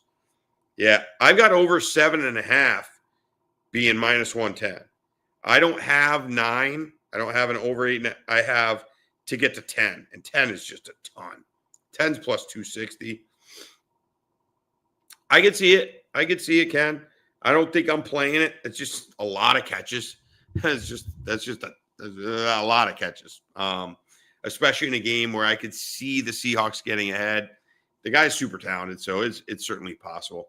But all right, there we have it. We've kind of run through the games. Make sure, again, like and subscribe, share the channel with friends. It's getting late for me. This is very late. especially early wake-up call from you saw Cameron earlier on the show. He's got an early 8:30 game, which means we got to get up at 7, get him out of the house at 7:30. So it's got to be an early morning. It's been a wild, wild Halloween. Thanks for stopping in and thanks for being here with us. We'll let you know about next week. Going to be back on at 6:30. It's going to be a wild week 9. So we'll see if we're going to have a guest. You know, this is kind of a one-man band, but I've been trying to have guests on that I think are relevant and bring something to the table. So we'll let you know. Now, let's go through our picks. Okay. I will go back and put in the chat, in the comment section on this video, or in a short, our Cliff's notes on the games, right? And on these player props that we're taking. But now we're going to run through real quick. We're going to run through the games themselves and give you our official plays. Okay. So play number 1, we're going under 48.5 points in the 49ers-Giants game. We gave you a bunch of reasons early in the show. That was the first game we covered. I think it's going to be a running game. I don't think the Giants are going to want to throw a ton with Dart and all the banged up injuries. I see 48.5. Love that number. That number kind of baffles me. I'm not sure why that is so high. So we're going under 48.5 Giants. Play number 1. Next play we're going to take. I'm doing it. I don't know why, but I'm doing it. I'm taking the Vikings plus 8.5. I'm going to see if it goes to 9. Let's see where we're at because these lines got posted early. It's still 8.5, so we're going to grade it at 8.5. Something about McCarthy and them rallying around him tells me they're going to find a way to keep this game close. And I'm a sucker for that Kevin O'Connell. I think he's a good coach. I'm taking Vikings. So there you go. There's play number 2. Play number 3. We're taking the Falcons. Now, says 5 on your screen. I've got it now in my – oh, no, it's back to 5. It had gone to 5.5. It's back to 5. I'm taking the Falcons. Everybody killing them. How bad they are. Everybody glazing the Patriots. How great they are. Falcons, I think you get a spirited effort.